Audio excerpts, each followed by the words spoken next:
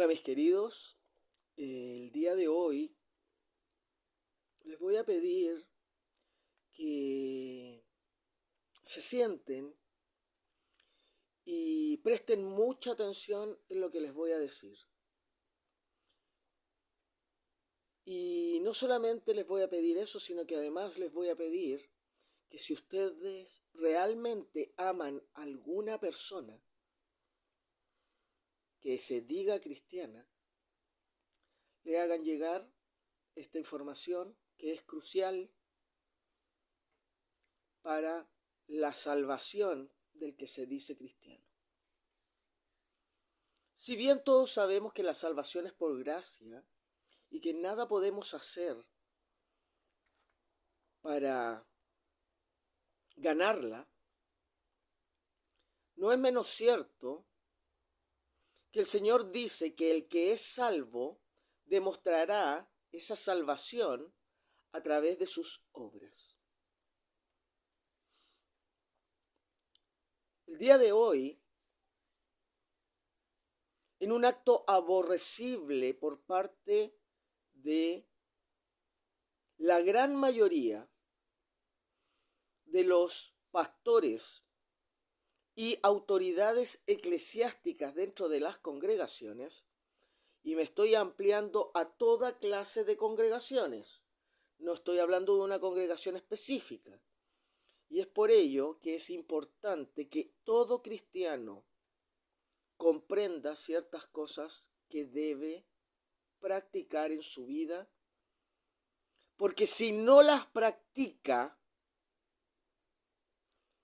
su fe es vana, su salvación es simplemente un acto corrupto para engañarlo a usted, y en realidad lo que está sucediendo es que usted, como una virgen insensata, está yendo directamente al Seol. Sí, mis queridos, puede que les sorprenda lo que les estoy diciendo, pero la verdad es que no porque usted crea que es salvo, usted es salvo. Lo primero que tenemos que entender es que el hombre no puede, bajo ningún aspecto, hacer ninguna obra por sí mismo, más que un acto. Y ese acto tiene que ver con que Dios, en su enorme justicia, nos hace libres. Libres para decidir si efectivamente vamos a permitirle o no obrar en nosotros. Así es, mis queridos. El hombre que se dice cristiano es un ser que ha decidido libre y voluntariamente seguir a Cristo. Para eso lograrlo, ese hombre debe comprender que si el Espíritu Santo no puede obrar en él, todo lo que él diga que haga en favor de Dios y de Cristo es simplemente un acto corrupto ante los ojos de Dios. Ahora, muchos dirán, pero ¿cómo se sabe eso? Es muy simple, mis queridos. El que estudia las Escrituras va a entender que dentro del pueblo de Israel, porque ese es el ejemplo que nosotros tenemos que tener como parámetro, no todos cumplían la misma función, pero todos tenían que alcanzar el mismo estado. ¿Y a qué me refiero con esto? En el pueblo de Israel teníamos al pueblo levita, que era el que se había hecho cargo de todo el tema ritual. ¿Y por qué? Porque ese rito que el día de hoy fue abolido ante la crucifixión de nuestro Señor, nos mostraba cómo nosotros teníamos que trabajar nuestro ser para limpiarnos y mantenernos puros. No significaba, como la mala interpretación humana lo hizo, que peco, no importa, voy y mato un cordero y ya estoy listo. No, mis queridos, Dios nunca pidió eso. Dios lo que dijo fue, en el caso fortuito que tú peques, abogado tienes en Cristo, porque Él es el Cordero perfecto. Pero usted no puede estar permanentemente excusando su maldad en la sangre de Cristo y en el acto redentor de nuestro Señor. Eso que hoy se hace no solamente corrompe por completo la salvación, sino que además ensucia todo lo que Dios ha mostrado de su perfección. El hombre que se somete a Dios libre y voluntariamente es un hombre que ha comprendido su propia maldad. Y por tanto, mis queridos, cuando usted va y se bautiza y no comprende que usted es un pecador y no entiende que usted peca y no quiere reconocer en qué peca, porque no quiere hacer el trabajo que le corresponde, que es entender su propia maldad, bueno, simplemente lo que usted está haciendo es practicar un rito que no lo va a llevar a ninguna parte más que al lago de fuego eterno. El que se dice cristiano debe ser convencido de pecado y eso el único que puede ejercer esa función no es otro hombre, no es usted mismo, es la rogativa constante de un hombre por entender su maldad y permitir que el Espíritu Santo obre en él. Mis queridos, la labor del Espíritu Santo, la primera labor y más fundamental, es convencer al hombre de pecado. Porque el hombre que no reconoce y no está convencido de que es un pecador, no se arrepiente.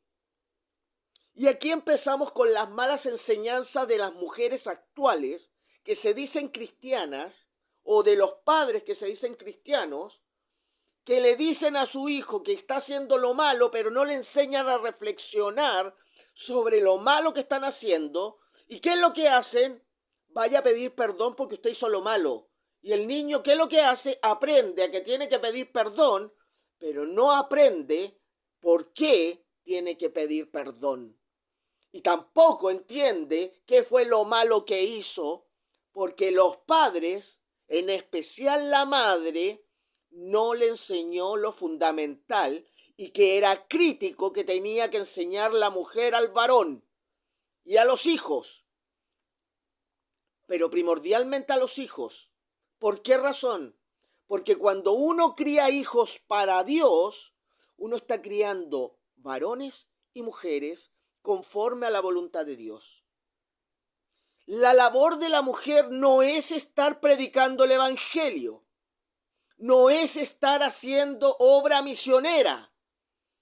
La labor de la mujer es clara y precisa en la Biblia. Y déjeme decirle, mis queridos, que hoy en día el 90% de la mujer cristiana no está haciendo su trabajo, porque no está criando hijos que sepan amar profundamente a Dios y a su prójimo. Ni siquiera entienden lo que es amar, porque ellas mismas no saben amar. Y hoy en día en los matrimonios cristianos no estamos viendo matrimonios realmente consolidados bajo los preceptos de Dios, sino que lo que estamos viendo es dos personas que se casan por una atracción física y no para cumplir con la obra del Señor. Mis queridos, el matrimonio no es para tener hijos. Eso es una mala comprensión de las Escrituras. Esa es una de las funciones que tiene que cumplir la familia, el matrimonio. Pero la primera función es justamente por la cual el hombre cayó en pecado. Cuando Adán conoció a Eva, sus ojos fueron los que lo movieron, pero no su racionamiento y su corazón. Esos ya estaban corruptos. Y quedó demostrado porque en el momento que él tenía que haber dado la vida por su mujer, ¿qué hizo? Simplemente se quedó callado y participó del pecado junto con ella. Ella estaba errando, él estaba pecando. Muchas personas no quieren entender esto y excusan y le echan la culpa a la mujer y cualquier otra cosa, pero la verdad es que es el varón el que hizo que entrara el pecado, porque el varón era el responsable ante Dios de su mujer. Y hasta el día de hoy, mis queridos, no es la mujer la responsable del varón, es el varón el responsable de su mujer y de su familia. Y cada vez que otro varón se mete en cualquier aspecto dentro de una familia que no sea para corregirla, para que se alinee ese varón cabeza y esa mujer en un lineamiento claro hacia las Escrituras, y lo que hace es promover actos tan deplorables como es el divorcio el día de hoy, porque déjeme decirles que en mi congregación hay hermanos de iglesia, miembros de juntas de iglesia que promueven el divorcio, y que aunque uno haga todo lo necesario para que eso no se haga, están más alineados con el mundo que con lo que es la palabra del Señor, incluso pastores. Nosotros no podemos inmiscuirnos en la vida de personas que no son cristianas. Ellos pueden hacer con su vida lo que quieran. Pero el cristiano que promueve el divorcio entre cristianos, el cristiano que busca disolver su matrimonio con su mujer, o la mujer, peor aún, que busca la disolución del vínculo a través de las leyes civiles, en contra de lo que dice la voluntad de Dios, porque quiere ser una mujer empoderada, porque quiere ser una mujer que sirve a Dios, esa mujer no está sirviendo a nadie más que a Satanás. Y el varón que se está coludiendo con ella para negar la autoridad del esposo sobre la mujer, ese hombre es tan corrupto como esa mujer que busca el divorcio.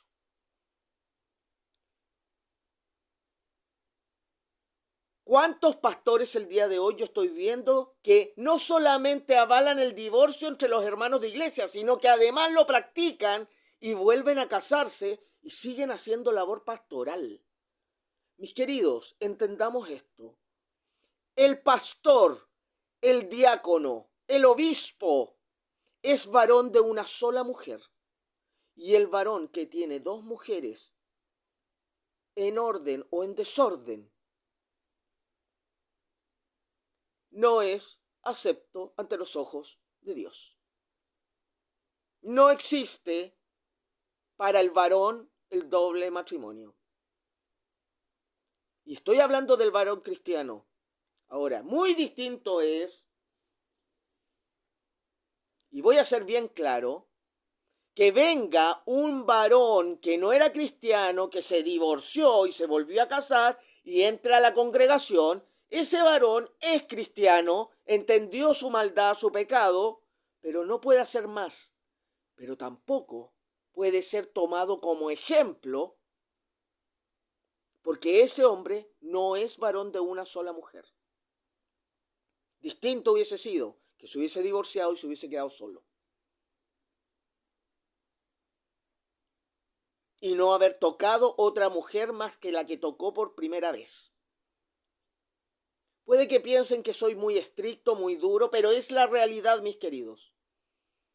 El varón tiene una carga enorme porque debe ser el ejemplo perfecto, porque es el varón, mis queridos, el que representa a Cristo en esta tierra.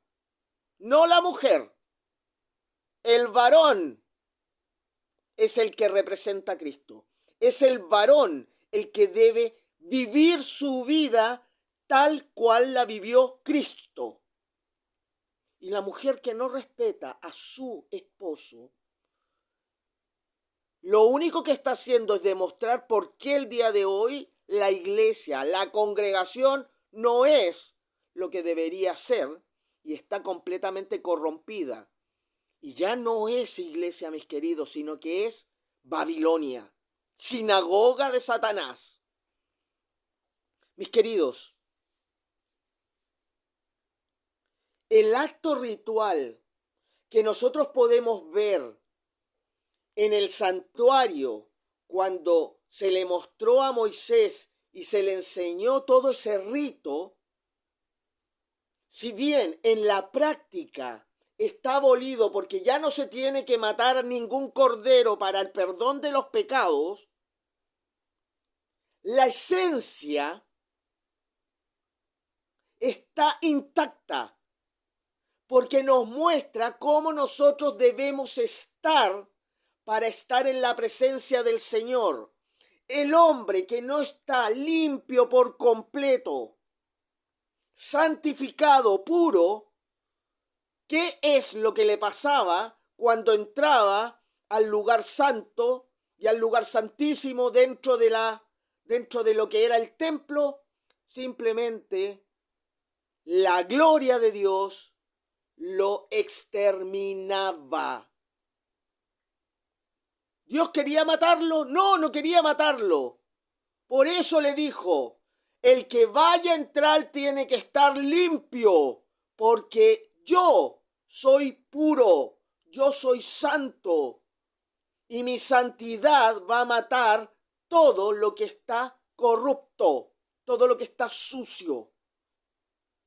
Y si usted no entiende eso, no va a entender nunca que cuando venga Cristo, usted puede creerse salvo, pero Él se va a acercar y usted, como no va a estar limpio y no va a verse santificado y purificado de todo lo que ha practicado toda su vida, simplemente la gloria de Dios lo va a exterminar. Y usted, ¿cuándo va a levantarse y va a ver la verdad? Cuando venga a juzgar y venga a mostrarle a usted que se perdió. No en la segunda venida, mis queridos. Quiero que entiendan esto. Todo aquel que crea que está haciendo la voluntad de Dios y en algún aspecto está negando lo que dice la Escritura en relación a lo que usted está practicando, usted no es acepto ante los ojos de Dios. Aquí no es como yo interpreto la Biblia, cómo yo la acomodo o qué es lo que yo hago para que parezca que estoy haciéndolo bien. No, mis queridos. El Señor es así de simple. Yo te dejo hacer todo lo que tú quieras. Pero si tú no haces lo que yo te digo porque yo soy Dios, después no te quejes de las consecuencias. nosotros tenemos que ser así de claros con el que está practicando el pecado. Y cuando cualquier cristiano ve que alguien practica el pecado y se dice cristiano y no lo amonesta, sino que se hace copartícipe porque se queda callado o porque lo alienta a practicar esa clase de acciones, tenga por seguro que usted está igual de degradado que el que está practicando el pecado.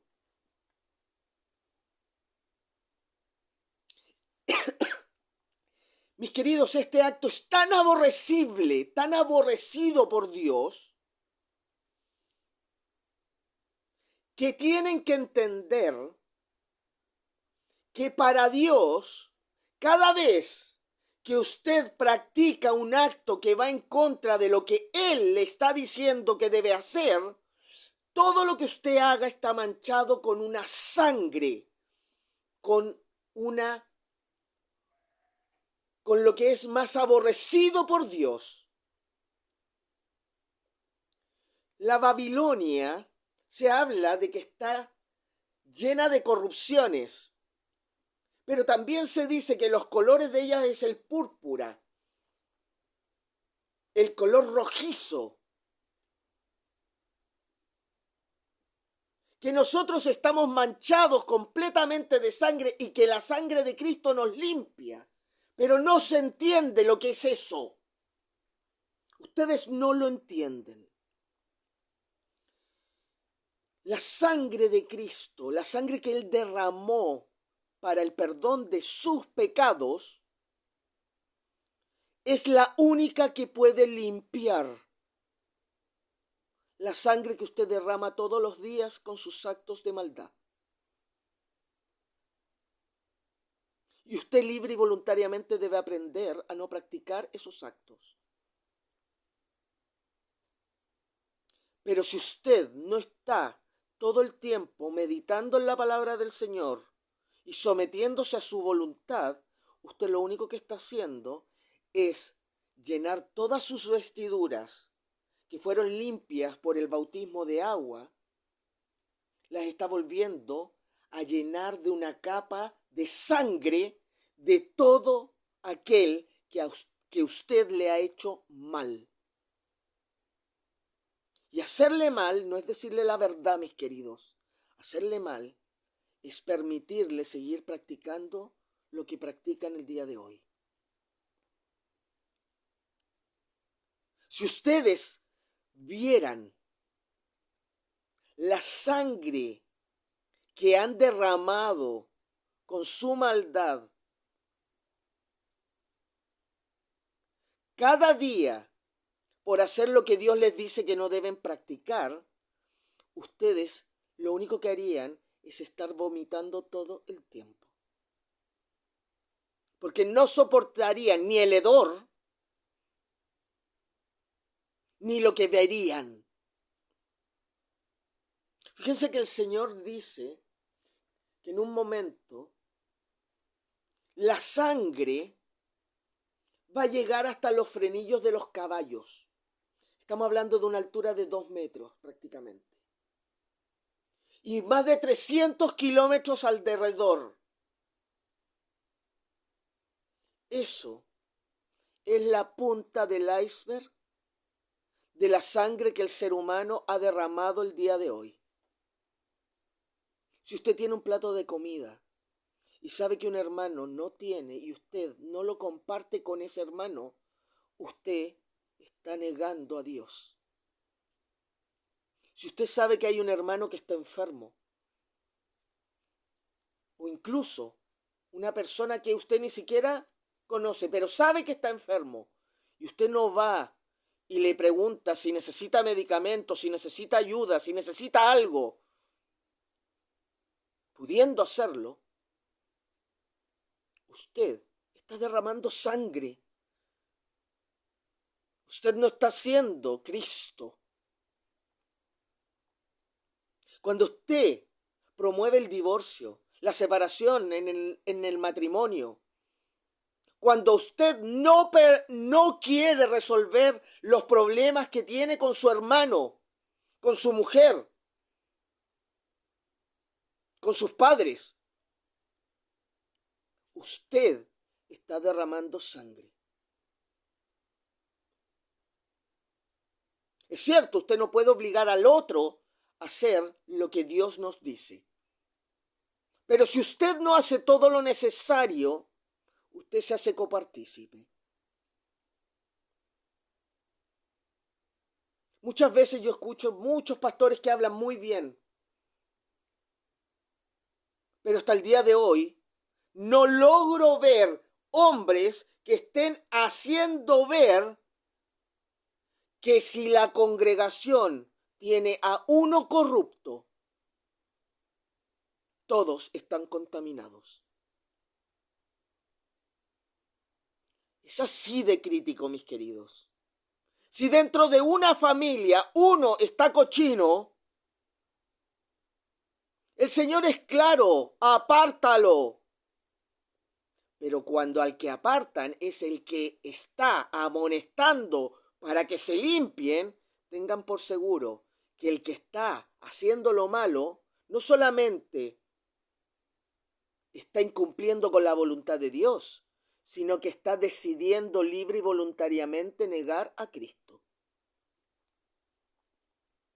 El tema es tan crítico, mis queridos,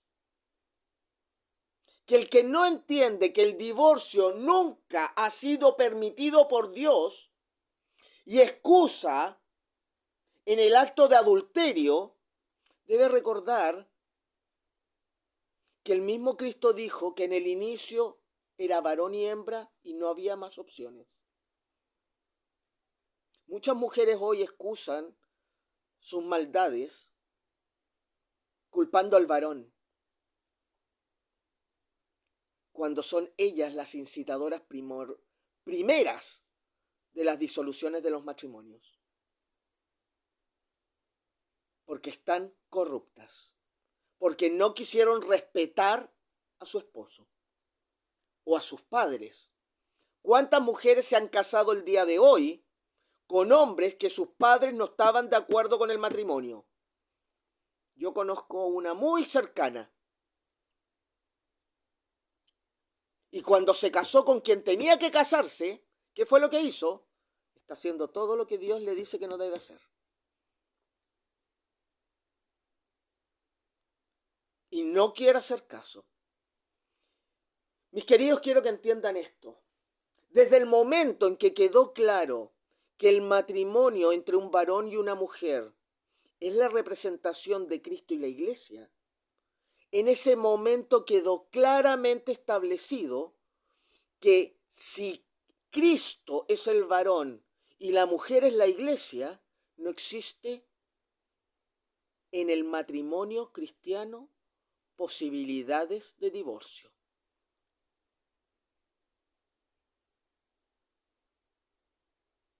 Porque si se ejerce ese acto, o el varón no es Cristo, o la mujer no es Iglesia.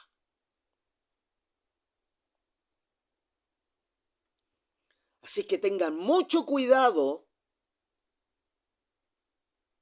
con lo que están practicando, mis queridos.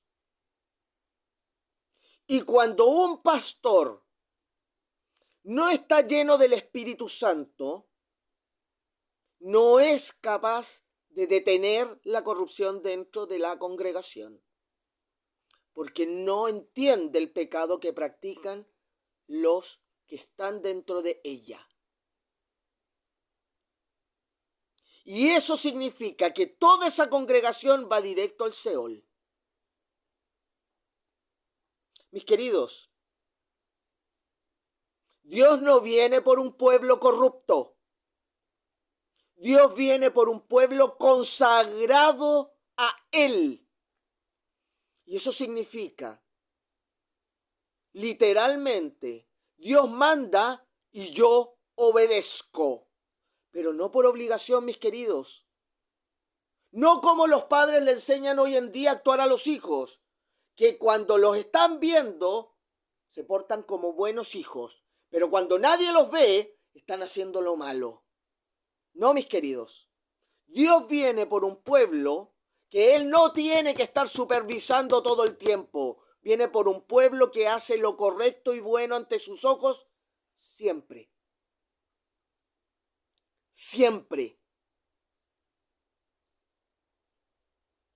Y si usted no quiere entender eso, mi querido y mi querida, es mejor que reconozca que usted no quiere dejar de pecar.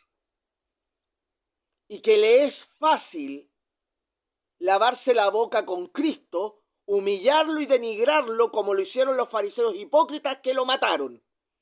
Porque eso es lo que usted hace cada vez que vuelve a hacer lo malo diciéndose cristiano. Mis queridos, el tiempo es muy corto hoy en día. Usted no puede predicar nada si usted no está lleno del Espíritu Santo y no está limpio de pecado. Y si le estoy diciendo esto porque yo ya llevo bastantes años conteniendo mi boca y el Señor dijo, basta, ahora sírveme. Porque uno debe estar primero perfeccionado y sometido a la voluntad de Dios. Y tiene que estar dispuesto a dar la vida. Y fíjense que yo he dado la vida varias veces. Y en estos días voy a volver a dar mi vida. Y la he arriesgado a tal punto que solamente porque Dios ha sido enormemente misericordioso y porque tiene un propósito, a mí no me ha llevado el descanso. Muchas veces yo le he dicho al Señor, Señor, ¿qué más quieres? ¿Qué más tengo que hacer? Y el Señor me dice, bástate mi gracia porque tú me eres instrumento útil hoy. Porque si yo hiciera mi voluntad, tenga por seguro que muchos hoy en día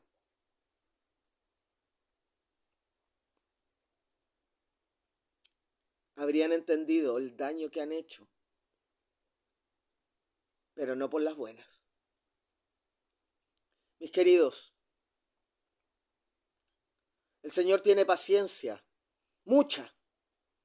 Tuvo mucha paciencia con el pueblo de Israel, pero llegó un momento en el cual, cuando se les estaba diciendo que estaban haciendo lo malo y querían mantenerse haciendo lo malo, Dios levantó hombres en el mundo